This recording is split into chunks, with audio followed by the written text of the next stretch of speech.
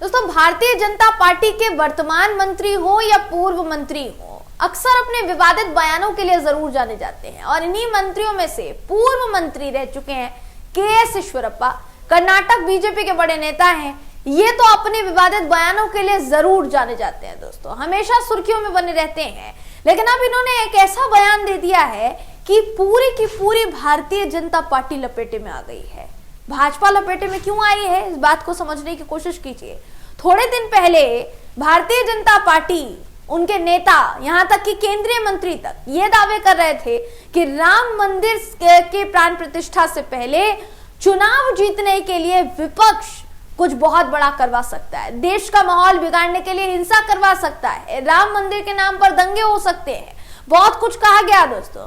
लेकिन विपक्ष की तरफ से तो ऐसा बयान आए ना आए, भारतीय जनता पार्टी के नेताओं की तरफ से ऐसा बयान जरूर सामने आ रहा है, जिससे इस बात का पूरी तरीके से अंदाजा हो गया है कि अगर दंगे हुए भी या मान लीजिए माहौल बिगड़ा भी, तो माहौल बिगाड़ेगा कौन, या उस माहौल को बिगाड़ने के पीछे की असली वजह होगा कौन। ये अब कहीं ना कहीं समझ में आ रहा है दोस्तों, कि इस बयान के बाद अंदाजा लगाया जा रहा है। इस खबर में आपको बताऊंगी, आखिर तक इस वीडियो में जरूर बने रहिएगा।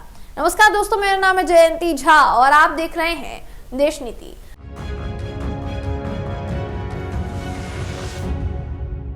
देश नीति, केवल सच्ची और पक्की खबरें।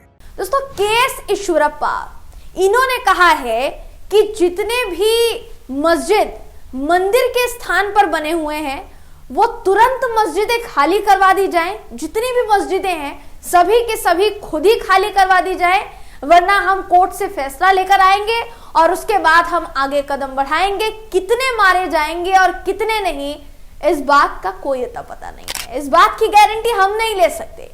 पूरा बयान क्या है आपको बता देती हूँ बिना देर किए। आपकी स्क्रीन पर इस वक्त खबर है दोस्तों। क्या कहते हैं कर्नाटक के पूर्व मंत्री और भाजपा नेता के.एस. ईश्वरप्पा, सुन लीजिए। उन्होंने कहा कि मंदिर की जमीन पर बनी मस्जिदों को मुसलमानों को स्वेच्छा से खाली कर देना चाहिए, नहीं तो इसके गंभीर परिणाम होंगे। कितने मारे जाएंगे या क्या होगा ये हम नहीं जानते। के.एस. ईश्वरप्पा ने यह बयान दिया है भाजपा कार्यकर्ताओं को संबोधित करते हुए कार्यक्रम के दौरान, और आगे वो ये भी कहते हैं कि मथुरा सहित अभी देश के और भी 2 स्थान हैं, एक बार कोर्ट का फैसला आ जाए फिर हम अपने मंदिरों के निर्माण के लिए आगे बढ़ेंगे। इसमें कोई संदेह नहीं है, हमारे मंदिरों को तोड़कर बनाई गई मस्जिदों को बख्शा नहीं जाएगा। ऐसी एक भी मस्जिद इस देश में नहीं टिकेगी, ये मेरी निजी राय है। देखिए, निजी राय बोलकर आपने पल्ला झाड़ लिया, आपने कह दिया मेरी निजी राय है, तो लोग कहेंगे कि भाई उनकी निजी राय है। भाजपा पर जब बात उठाई जाएगी, भाजपा पर सवाल उठाए जाएंगे, तो भाजपा कहेगी कि ये उनकी निजी राय है, ये उनकी व्यक्तिगत राय है। भारतीय जनता पार्टी या भाजपा से या आलाकमान से कोई लेना देना इसका नहीं है, जैसे बाकी के मामलों में हो चुका है। अब ये सोचिए ना कि कर्नाटक के पूर्व मंत्री इस तरीके का बयान दे रहे हैं, तेलंगाना में इकलौते विधायक हैं टी राजा सिंह, वो इसी तरीके के नफरती बयान देते हुए फिर रहे हैं दोस्तों। तो भारतीय जनता पार्टी के नेताओं के बयानों पर लगाम कसने का काम किसका है?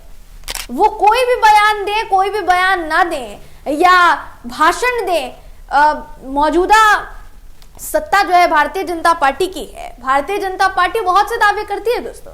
अभी दावे भाजपा की तरफ से विपक्ष को लेकर किए गए कि राम मंदिर के प्राण प्रतिष्ठा से पहले कुछ बड़ा हो सकता है, माहौल खराब हो सकता है। आपको याद होगा थोड़े समय पहले एक खबर सामने आई थी, वो खबर थी कि 2 लड़कों ने मुस्लिम नाम बताते हुए अपना और धमकी दी राम मंदिर को बम से उड़ाने की। योगी आदित्यनाथ जी को भी नुकसान पहुंचाने की बात कही गई थी। उसमें बाकायदा मेल लिखा गया था और वो मेल भेजा गया था किसान मंच के एक नेता को, और उस नेता की फोटो योगी आदित्यनाथ जी के साथ भारतीय जनता पार्टी से जुड़ा हुआ खुद को बताते हैं। तो उन साहब को मेल गया।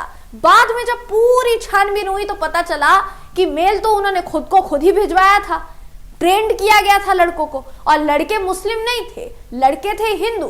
तो सवाल ये उठता है दोस्तों साफ सीधे तौर पर कि आखिर भारतीय जनता पार्टी के नेतागण क्या चाह रहे हैं? चुनाव से पहले, 2024 के चुनाव से पहले क्या कुछ बड़ा कराने की तैयारी में है बीजेपी? क्या फिर से तुष्टीकरण की राजनीति के नाम पर वोट बटोरे जाएंगे? ये बड़ा सवाल है दोस्तों जो इस वक्त उठ रहा है, और इस पूरी खबर के बाद तो ये सवाल और ज्यादा उठाए जा रहे हैं। देखिए, अगर के.एस. ईश्वरप्पा की बात की जाए तो पहले भी कई बार अपने विवादित बयानों की वजह से ये साहब चर्चा में रहे हैं। ये इससे पहले दिसंबर 2023 में इन्होंने एक बयान दिया था जिसमें इन्होंने यही बात कही थी कि मंदिरों को तोड़कर बनाई गई मस्जिदों को हम नहीं बख्शेंगे, देश में एक भी मस्जिद नहीं टिकने देंगे, मैं प्रतिज्ञा करूंगा कि भारत एक हिंदू राष्ट्र बने। आगे ये भी बोलते हैं कि काशी विश्वनाथ मंदिर मामले पर कोर्ट की कार्यवाही हिंदुओं के पक्ष में है, मथुरा में कृष्ण मंदिर के लिए सर्वे का आदेश दिया गया है, सब कुछ एक के बाद एक होगा, ये इनका कहना था। जो बयान इनके चर्चा में रहे दोस्तों, 30 मई 2022 को बयान दिया, 29 नवंबर 2020 को बयान दिया, 15 सितंबर 2019, 15 सितंबर ही 2019 दो बयान दिए इन्होंने। 15 सितंबर 2019 को पहले बयान में कहा था कि देशभक्त मुसलमान बीजेपी के पक्ष में वोट करेंगे, जो पाकिस्तान के पक्ष में है वो बीजेपी को वोट देने से हिचकेंगे। 15 सितंबर 2019 को ही इन्होंने कहा था कि अखंड भारत हर किसी की तमन्ना है, ऐसा इसलिए नहीं हो पा रहा है क्योंकि नेताओं के एक वर्ग को डर है कि उन्हें मुसलमानों का वोट नहीं मिल पाएगा। 30 मई 2022 को इन्होंने बयान दिया था कि भगवा बलिदान का प्रतीक है, इसमें कोई शक नहीं है कि आरएसएस का झंडा एक दिन राष्ट्रीय ध्वज बनेगा। 29 नवंबर 2020 को इन्होंने बयान दिया कि हम हिंदुओं के किसी भी समुदाय को पार्टी का टिकट दे सकते हैं लेकिन मुसलमानों को हम टिकट नहीं देंगे, ये इन्होंने साफ सीधे तौर पर कहा था। तो सोचिए कि कर्नाटक विधानसभा चुनाव के वक्त में भी इनके कई बयान सामने आ रहे थे, अब इनके ये सारे बयान सामने आ रहे हैं जब भारतीय जनता पार्टी कर्नाटक में है नहीं, अपना ही जीता जिताया जो राज्य था, या कह सकते हैं सरकार गिराकर सरकार बनाया गया जो राज्य था दोस्तों, वो हार गई भारतीय जनता पार्टी, वहां कर्नाटक में हार गई बीजेपी, कांग्रेस जीत गई। शायद हो सकता है कि इसी सोच की वजह से वो हार हुई हो, हम नहीं जानते, मगर सवाल ये उठता है कि तमाम वो केंद्रीय मंत्री जो राम मंदिर के प्राण प्रतिष्ठा से पहले विपक्ष पर देश में हिंसा करवाने का आरोप लगा रहे थे, वो के.एस. ईश्वरप्पा के बयान पर क्या जवाब देंगे, ये देखने वाली बात होगी दोस्तों। फिलहाल इस खबर में बस इतना ही।